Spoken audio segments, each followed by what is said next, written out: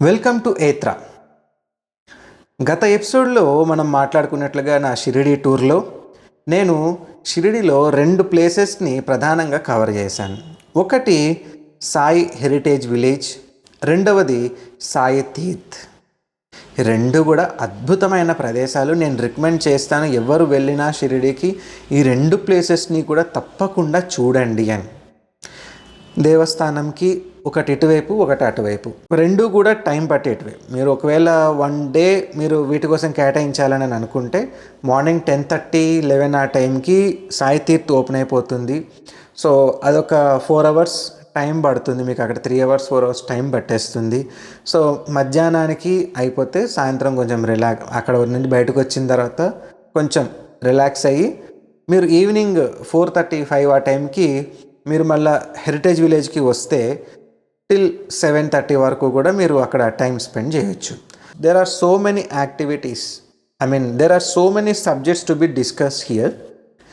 Number 1, heritage village గురించి మనం మాట్లాడుకున్నట్లయితే art and డిజైన్లో ఒక రూల్ ఉంటుంది.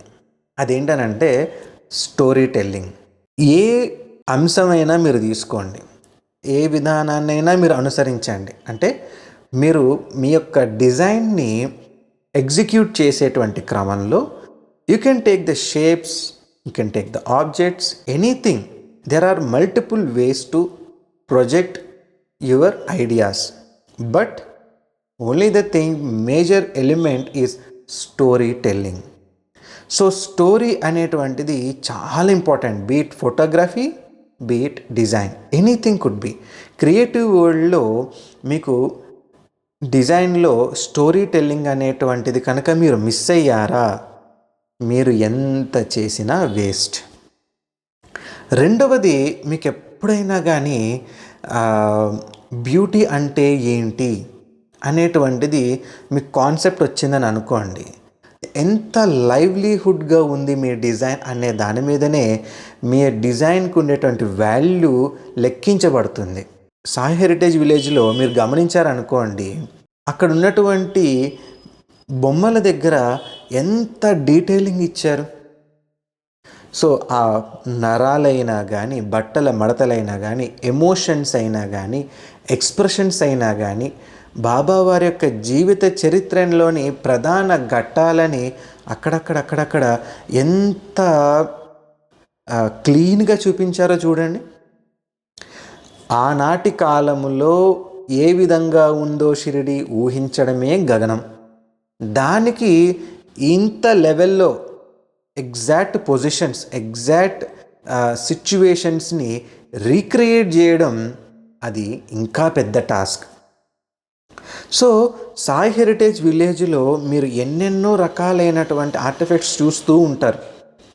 అందులో మీకు ప్రతి ఒక్క బంచ్ ఆఫ్ ఐడల్స్లో మీకు ఒక స్టోరీ కనబడుతుంది. అది బాబా జీవిత చరిత్రకైనా కావచ్చు, అక్కడ ఉండేటువంటి ఎమోషనల్ బాండింగ్ అయినా కావచ్చు, ఒక న్యూ సిచ్యువేషన్ అయినా కావచ్చు, ఎనీథింగ్ కుడ్. మీరు అక్కడ ఒక సిచ్యువేషన్ని చూస్తారు. అక్కడ కేవలం ఒక ఏదో బొమ్మ నిలబడింది, ఇక్కడ ఏదో జరిగింది అన్నట్టుగా ఉండదు. ప్రతిదీ కూడా they composed with a story. ఆ స్టోరీలో మీరు చూస్తూ ఉన్నప్పుడు మీరే ఆ పాత్రల్లోకి వెళ్ళి అక్కడ దాన్ని అన్వయించుకుంటున్నారు అన్నట్లుగా ఉంటాయి ఆ బొమ్మలు. ఎంత అద్భుతంగా ఉంటుందనంటే, ఒక చిత్రకారుడు, ఒక కళాకారులని అభిమానించే వ్యక్తిగా వాటిని చూస్తూ నేను ఎంతో మైమర్చిపోయాను. నేను ఎంత అద్భుతంగా ఆ డిజైన్ ఎమోషన్ని బయటికి తీసుకొచ్చారు, ఎంత అద్భుతంగా ఆ స్టోరీకి ప్రాణం పోశారు అనేటువంటిది లిటరలీ అమేజింగ్.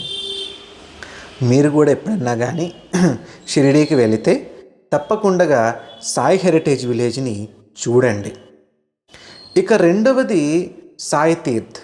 ఇక్కడ మీరు కోర్ ట్రెడిషనల్ చూస్తే ఇక్కడ లేటెస్ట్ అడ్వాన్స్ టెక్నాలజీ చూస్తారు. Augmented reality, 5D, 4D, many more. ఇంకా చెప్పాలి అని అనుకుంటే సాయి తీర్థులో ఉన్నటువంటి రోబోటిక్ టెక్నాలజీ అంతా ఇంత కాదు. మీరు వెళ్ళి ఒకసారి చూడండి. వాళ్ళు నేను అడిగాను, బట్ లోపల ఫుటేజ్ తీసుకోవడానికి మనకి పర్మిషన్స్ లేవు. సో అందుకని లోపల నేను తీసుకోలేకపోయాను. కానీ 5D మూవీ అయినా కానీ ఆగ్యుమెంటెడ్ రియాలిటీ అంటే లైవ్ అవతార్స్, మీకు అక్కడ మీరు వెళ్ళిన వాళ్ళకి తెలుస్తుంది. మూషిక్ మహారాజ్ అని చెప్పి ఒక ప్రోగ్రామ్ ఉంటుంది. దాంట్లో మీకు బ్యాక్ ఎండ్లో ఒక అవతార్, ఒక మనిషి యాక్ట్ చేస్తూ ఉంటాడు, చూస్తూ ఉంటాడు. బట్ మీకు అక్కడ ఎలుక మాట్లాడుతూ ఉంటుంది స్క్రీన్ మీద. The same poses, the same dialogue ఎట్లా వచ్చింది? మీకు ఒకప్పుడు జీన్స్ సినిమా గుర్తుంటే ఇది చాలా ఈజీగా అర్థమవుతుంది. జీన్స్ సినిమాలో లాస్ట్లో ఐశ్వర్య రాయ్ని వెనకాతల ఇంకొకరు డ్యాన్స్ చేస్తుంటే ఇక్కడ ఐశ్వర్య బొమ్మ కదులుతూ ఉంటుంది. ఇల్యూజన్, మ్యానిపులేషన్ చేయడం అనమాట. సో దాన్ని డిజిటల్గా మీరు చూసుకుంటున్నప్పుడు లైవ్ అవతార్లోకి వచ్చినప్పుడు, ఈ ఆగ్యుమెంటెడ్ రియాలిటీలోకి వచ్చినప్పుడు, AR/VR కాన్సెప్ట్స్లోకి మనం అడుగుపెట్టినప్పుడు ఇటువంటి ఎగ్జాంపుల్స్, టెక్నికల్ వాల్యూస్ మనకి బయటకు వస్తాయి. At the same time robotic action, అందులో ద్వారకామాయి అని ఒక సెక్షన్ ఉంటుంది. ఒక 15-20 మినిట్స్ షో నడుస్తుంటుంది.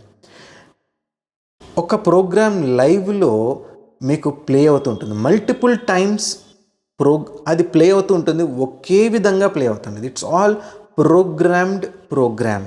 బాబా అయినా కానీ, ఆ పక్కన ఉన్నటువంటి వాళ్ళైనా కానీ, లైట్స్ అయినా కానీ, ఇవన్నీ కూడా ప్రోగ్రామ్ చేయబడ్డాయి. సో మీరు అర్ధరాత్రి లేచి మళ్ళీ సింగిల్ స్విచ్ నొక్కినా ఎగ్జాక్ట్గా సేమ్ అదే ప్లే అవుతుంటుంది. ఆ డ్రామాయే ప్లే అవుతూ ఉంటుంది.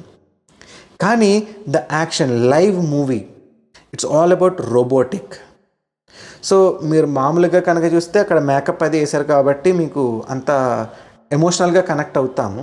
But as a person, technical person కింద మేము వెళ్తాం కాబట్టి పైన ఇవన్నీ తీసేస్తే మేము వాటిని చూడం కాబట్టి లోపల రోబో ఎట్లా కదులుతోంది, సో హ్యాండ్ మూమెంట్స్ ఎట్లా ఇస్తోంది, హెడ్ మూమెంట్స్ ఎట్లా ఇస్తోంది, సో ఏ ప్రోగ్రామ్ ఏ సెకండ్కి ఏ లైట్ ఆన్ అవ్వాలని వాళ్ళు ప్రోగ్రామ్ రాశారు, ఏ కలర్ లైట్ని వాళ్ళు యూజ్ చేసుకున్నారు, ఈ డీటెయిల్స్ని మేము క్యాప్చర్ చేస్తాం. So that is also one of the best robotic drama in Sai Tirth. And at the same time పిల్లలకి బాగా నచ్చేటువంటి లంకా దహన్ 5D మూవీ అయినా కానీ, లేకపోతే కాళీ మర్దన్ అయినా కానీ, which is also really good. Market స్టాండర్డ్స్కి ఆల్మోస్ట్ మీట్ అవుతూ మూవీని డెలివర్ చేశారు. ఇక ఫైనల్గా ఏంటంటే తీర్థయాత్ర అని ఒకటి పెట్టారు. వాళ్ళు ఎంత అద్భుతంగా కటింగ్స్ చేశారని అంటే, అది మనం మొదటిసారి చూసినప్పుడు మనమే నిజంగా అక్కడికి తిరుగుతున్నామా అన్నంత ఫీలింగ్ ఉంటుంది. ఎంత తక్కువ టైంలో, ఆల్మోస్ట్ 10 మినిట్స్ అనుకుంటా, ఆ 10 మినిట్స్లో వాళ్ళు ట్రావెల్ చేస్తూ ఉంటాము. మనము ఆ ట్రైన్లో మనకి దానికి సంబంధించిన ఆడియో మనకి వస్తూ ఉంటుంది, వెళ్తూ ఉంటాము. అక్కడ రైట్ సైడ్, లెఫ్ట్ సైడ్ అవి ఇవి కనబడుతూనే ఉంటాయి. కానీ ప్రతి స్టాప్ దగ్గరికి వచ్చేసేసరికి దాని రిలవెంట్ ఆడియో ఉంటుంది. So it's all about magnetic audio response అని అంటారనమాట దీన్ని.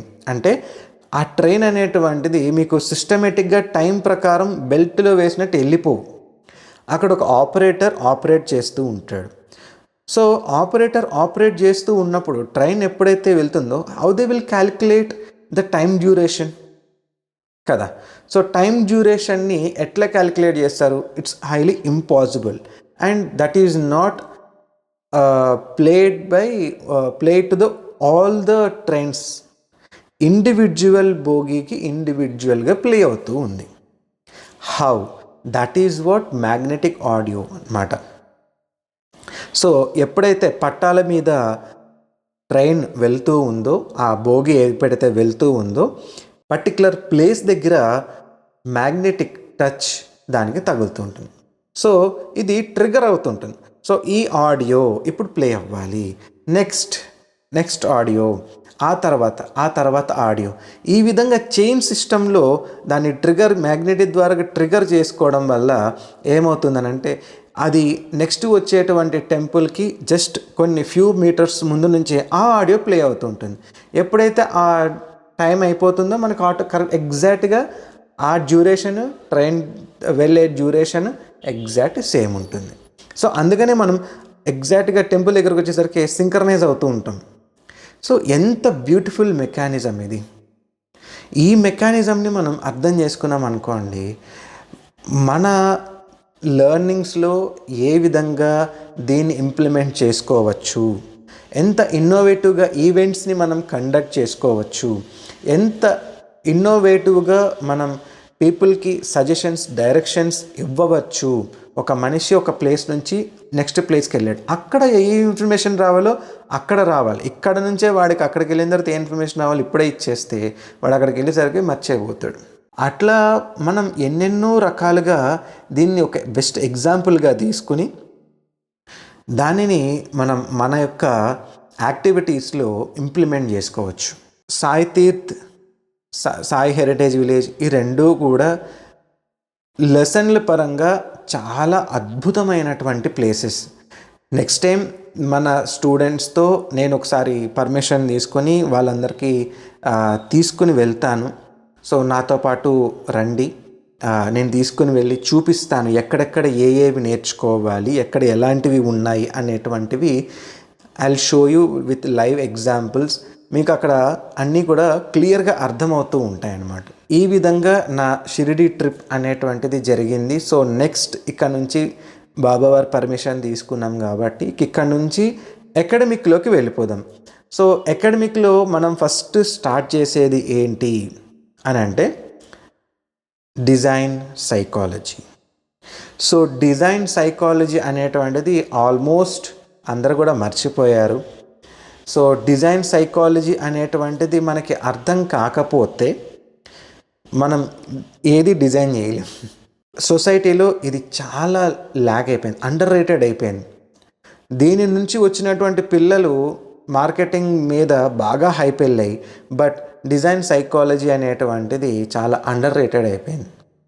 సో అందుకని fundamentals is a most important. కాబట్టి ఈ డిజైన్ సైకాలజీతో మనం నెక్స్ట్ క్లాసెస్ స్టార్ట్ చేస్తాం. సబ్స్క్రైబ్ చేయడం మాత్రం మర్చిపోకండి. పక్కనున్న బెల్ ఐకాన్ని ఆన్లో పెట్టుకుని ఉంచుకోండి. ఈ వీడియోస్ మీకు నచ్చితే లైక్ చేయండి, మీ ఫ్యామిలీ అండ్ ఫ్రెండ్స్కి షేర్ చేయండి. See you.